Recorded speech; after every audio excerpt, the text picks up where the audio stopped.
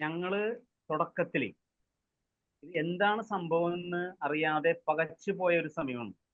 കരമടക്കാൻ വേണ്ടി ചെല്ലുമ്പോൾ കരമടക്കാൻ പറ്റില്ല, ഇത് വഖഫ് ബോർഡിന്റെ പ്രോപ്പർട്ടിയാണ്. ഇതാണ് ഞങ്ങൾക്ക് അറിയാൻ സാധിക്കുന്നത്. ഞങ്ങളപ്പോ സ്വാഭാവികമായിട്ടും ഞങ്ങൾക്ക് ഇതിന്റെ 1950കളിലെ ആധാരം ഞങ്ങൾ കണ്ടിട്ടില്ല. ഞങ്ങൾ കണ്ടേക്കുന്നത് 1900, എന്റെ വീട് ഞങ്ങൾ വാങ്ങിച്ചത് 1990-ലാണ്, 89-ൽ തുടങ്ങിയെങ്കിലും ഈ 90-ലെ ആധാരം അത് പല പ്രാവശ്യം പണയം വെച്ചിട്ടുണ്ട്. പിന്നെ അത് അപ്പച്ചനും അമ്മച്ചിയും അമ്മച്ചി 99-ൽ മരിച്ചാണ്. അതിനുശേഷം ഞങ്ങൾ പാർട്ടീഷൻ ചെയ്തു. അപ്പൊ മൂലാധാരം കൊണ്ട് കാണുന്നത് 90-ലെ ആധാരമാണ്. ഇത് കേട്ടപ്പോൾ ഞങ്ങളും അക്ഷരാർത്ഥത്തിൽ എന്താണ് സംഭവിക്കുന്നതെന്ന് അറിയില്ലായിരുന്നു. അങ്ങനെ ഞങ്ങൾ ഗവൺമെന്റുമായി ചേർന്ന് 2 വർഷവും 7 മാസവും മുന്നോട്ട് പോയി. അപ്പോഴാണ് ഓരോരോ ഡോക്യുമെന്റുകൾ കിട്ടുന്നത്. ആ ഡോക്യുമെന്റിന്റെ അടിസ്ഥാനത്തിൽ 1950-ലെ ആധാരം കിട്ടുന്നു. അപ്പൊ അത് ശരിയായി പഠിക്കുന്നു, നിയമവിദഗ്ധരുമായിട്ട് ചർച്ച ചെയ്യുന്നു. അതിനുശേഷമാണ് 62-ലെ ഇങ്ങനെ കേസുകൾ നടക്കുന്നതിന്റെ ഡീറ്റെയിൽസ് എല്ലാം കിട്ടുന്നത്.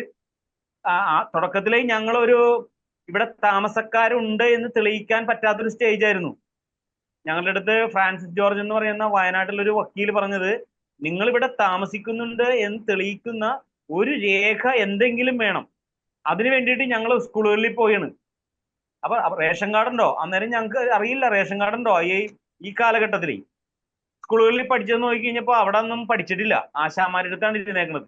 അങ്ങനെ നിരന്തരം നടന്നു ഓരോന്നോരോന്ന് ഇവിടെ ആരും ഞങ്ങളെ പഠിപ്പിച്ചു തന്നിരുന്നില്ല.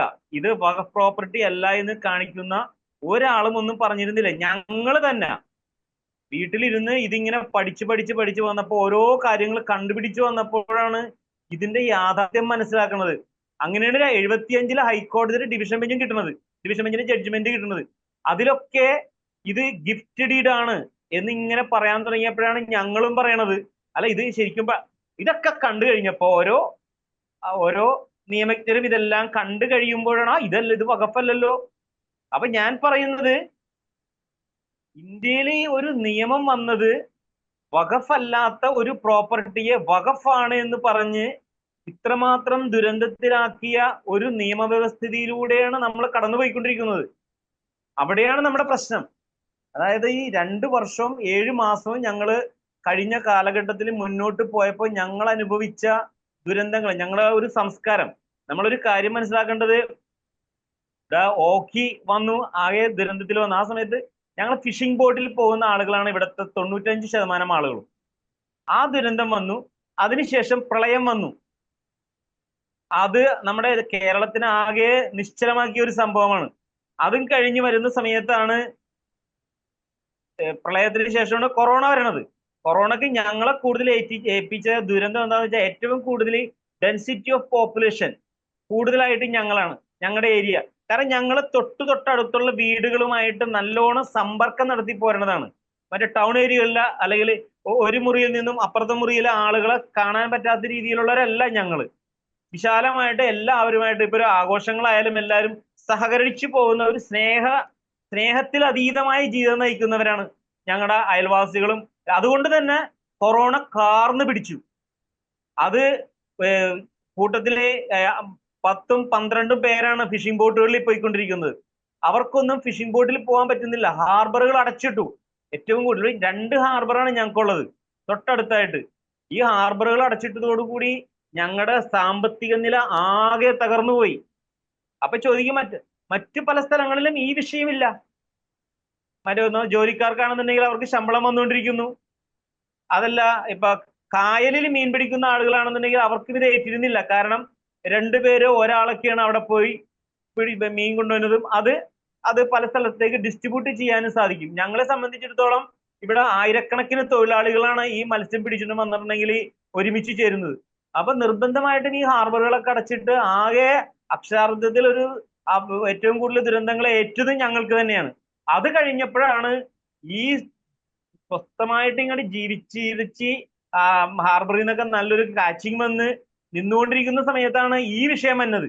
അപ്പൊ ഞങ്ങൾ അനുഭവിക്കുന്ന സാമ്പത്തിക ബുദ്ധിമുട്ട് എത്രത്തോളം ഉണ്ടാവും എന്നുള്ളത് സമൂഹത്തിൽ ജീവിക്കുന്ന എല്ലാവർക്കും അറിയാൻ പറ്റും. അങ്ങനത്തെ ആ ഒരു ഘട്ടത്തിലൂടെ കടന്നു പോയിട്ട് ഇപ്പൊ ഞങ്ങൾ എന്ന് പറഞ്ഞു കഴിഞ്ഞിട്ടുണ്ടെങ്കിൽ ഒരു രീതിയിലും രക്ഷപ്പെടാൻ. പിന്നെ ഞങ്ങള് ഈ പറയുന്ന പോലെ തിരുവനന്തപുരത്ത് നിന്ന് ഞങ്ങൾക്ക് കരമടച്ച് കിട്ടിയപ്പോൾ ഞങ്ങൾ വിചാരിച്ചത് പ്രശ്നം ഇത് തീർന്നു എന്നാണ്. പക്ഷെ പിന്നെയാണ് ദേ കണ്ട പെട്ടെന്നാണ് രണ്ടാളുകൾ വന്നിട്ട് കേസ് കൊടുക്കുന്നത്, അത് കൊടുക്കാൻ പറ്റൂല എന്നും പറഞ്ഞു. അപ്പൊ ഞങ്ങള് സ്വരൂപിച്ച് ആരായിരുന്നു കേസ് കൊടുത്തിരുന്നത്? നാസർ മനയിലും അബ്ദുൽ സലാം എന്ന് പറയുന്ന രണ്ട് വ്യക്തികൾ. പോപ്പുലർ ഫ്രണ്ടുകാർ, അതെന്താ വിളിച്ചു നോക്കുന്നത്? പോപ്പുലർ ഫ്രണ്ടുകാർ കൊടുത്തത്, രണ്ടുപേരും പോപ്പുലർ ഫ്രണ്ടിന്റെ നേതാക്കന്മാരാ. അവര് കേസ് കൊടുത്ത് ഞങ്ങൾ ഉടനെ തന്നെ ഞങ്ങൾക്ക് റവന്യൂ അവകാശങ്ങള് സ്ഥാപിച്ചു തന്നു. സിംഗിൾ ബെഞ്ച് ഹൈക്കോടതിയിൽ നിന്ന് ഞങ്ങൾ കിട്ടിയ ഞങ്ങൾ അപ്പോഴും സമാധാനമായി. പക്ഷേ തൊട്ടടുത്ത് ഡിവിഷൻ ബെഞ്ചിൽ നിന്ന് സ്റ്റേ വന്നിട്ട് എന്ന് പറഞ്ഞു കഴിഞ്ഞാൽ ഞങ്ങൾ പോലും ആരോടും മിണ്ടാത്ത അവസ്ഥയായി പോയി. കാശ് പണം ആണെന്നുണ്ടെങ്കിൽ ഇവിടെ ആകെ 1000 രൂപ വീതമാണ് ഞങ്ങളൊക്കെ സ്വരൂപിച്ചെടുത്തത്. അത് കഴിഞ്ഞിട്ടുണ്ടെങ്കിൽ ഈ സാധാരണക്കാരായ ആളുകളെ സംബന്ധിച്ചിടത്തോളം ഇത് എന്ത് നടക്കുന്നു, എങ്ങനെയാണ് പോകുന്നത്? ഞങ്ങൾ ഒരു 3-4 ആളുകള് ഇതിന്റെ പിന്നിൽ നടന്നിട്ടെന്ന് പറഞ്ഞു കഴിഞ്ഞാൽ അക്ഷരാർത്ഥത്തിൽ ഞാനിപ്പോ ജോലി ഫുള്ള് മാറ്റി വെച്ചിട്ട് ഇതിന്റെ പിന്നിൽ തന്നെ നടക്കാണ്. പിന്നെ പണം കിട്ടുമോ? കേസ് നടത്തണമെന്നുണ്ടെങ്കിൽ ഇപ്പൊ 4-5 കേസുകൾ ഞങ്ങൾ വേഗം കൊടുത്ത് അങ്ങനെ ഇട്ട്. പക്ഷെ കേസ് നടത്തണമെന്നുണ്ടെങ്കിൽ സാമ്പത്തികം വേണ്ടേ? എറണാകുളത്ത് പോകണ്ടേ? വക്കീലന്മാരെ കാണണ്ടേ? അനുബന്ധമായിട്ടുള്ള ഓരോ കാര്യങ്ങളും ചെയ്യാനായിട്ട് ഞങ്ങൾക്ക് നിവൃത്തിയില്ലാതെ വന്ന് അവസാനമാണ് ഞങ്ങൾ രൂപതയിലേക്ക് പോകുന്നത്. അച്ഛൻ്റെ അടുത്തും പിതാവിന്റെ അടുത്തും ഒക്കെ വളരെ വ്യക്തമായിട്ട് പറയുന്നത്, പിതാവ് വളരെ ഗുരുതരമായ അവസ്ഥയിലൂടെയാണ് പോണത്. ഈ നില പോയി കഴിഞ്ഞിട്ടുണ്ടെങ്കിൽ ഇവിടെ എങ്ങും പിടിച്ചാൽ നിർത്താൻ പറ്റൂല. ജോഷി അച്ഛനെ പോയി കാണാണ്. എല്ലാ മെത്രാന്മാർക്കും ലെറ്റർ എഴുതുന്നു, ഇതിന്റെ അവസ്ഥകൾ ഇങ്ങനെയാണെന്നും പറഞ്ഞിട്ട്.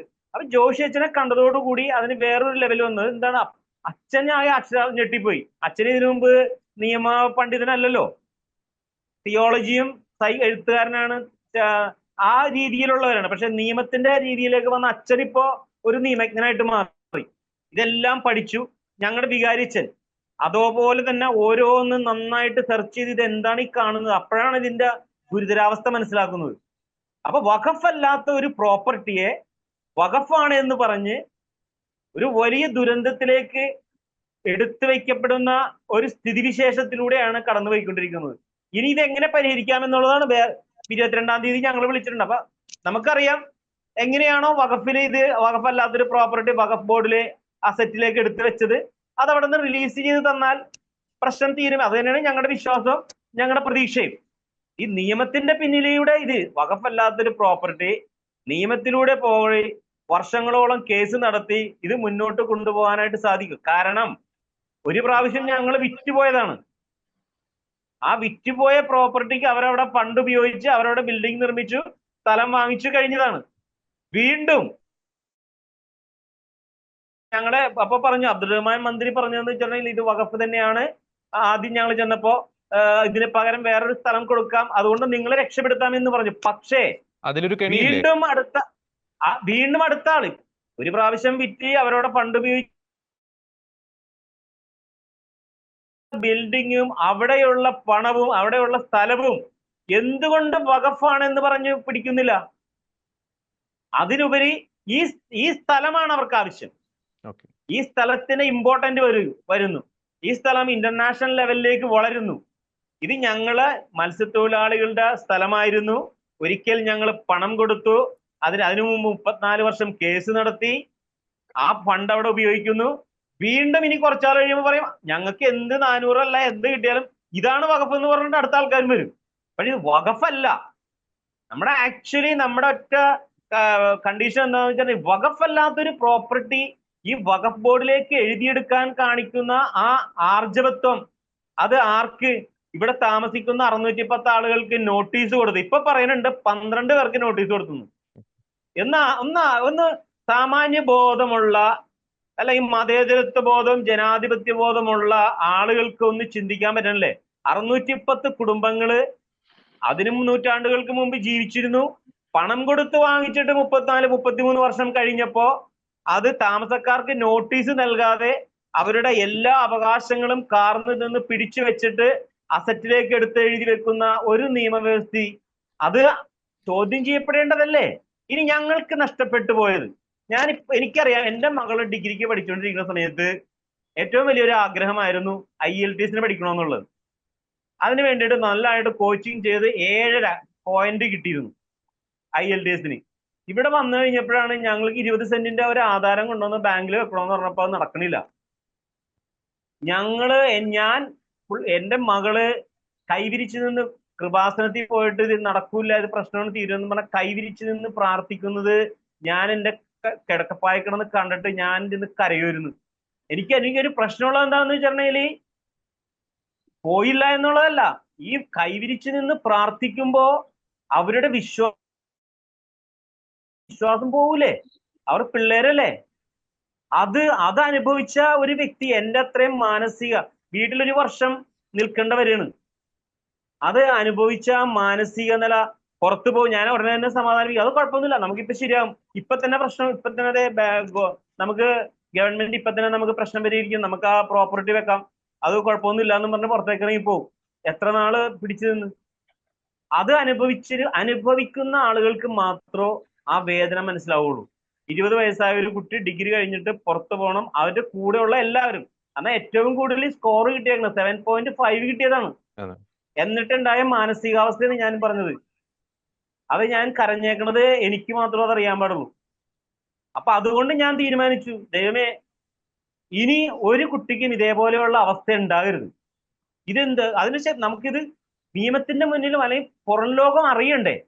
അതുകൊണ്ടാണ് ഞാൻ അത്രമാത്രം സ്ട്രെസ് എടുത്ത് ഇത് പഠിച്ചെടുത്തിട്ട് എല്ലാവരോടും സംസാരിച്ച്, ഇത് മാത്രം വേറെ ഒരു ജോലിക്കും പോവാതെ ഫുൾ ടൈം നടന്നാണ് നമ്മളിതിന്റെ, ഞാനും അച്ഛനും ഞങ്ങളുടെ വികാരിച്ചനും അതേപോലെ തന്നെ ഇതിനോട് ബന്ധപ്പെട്ട് നിൽക്കുന്ന ഒരു 2-3 പേര് മാത്രമായിട്ട് ചുരുങ്ങിയിരുന്നു. കാരണം എന്താണ്, ഇത് നടന്നിട്ട് ഒന്നും ആകണില്ലല്ലോ. 2-3 വർഷം 3 വർഷമാകുമ്പോഴല്ലേ ഇവരെന്താണ് ഈ ചെയ്യണമെന്നുള്ള ചോദ്യം പല കോണുകളിൽ നിന്ന് ഉയർന്നുകൊണ്ടിരിക്കുകയാണ്. ആ ഒരു അവസ്ഥയിലൂടെ കടന്നുപോവുകയാണ്. അപ്പൊ ഇത് വഖഫല്ല, നമ്മുടെ ഒറ്റ ഇത് മാത്രമേ ഉള്ളൂ, വഖഫല്ലാത്ത ഒരു പ്രോപ്പർട്ടി വഖഫ് ബോർഡിലേക്ക് എഴുതി വെച്ച് അതിന് നമുക്ക് അതേപോലെ തന്നെ എടുത്ത് മാറ്റി തരണം.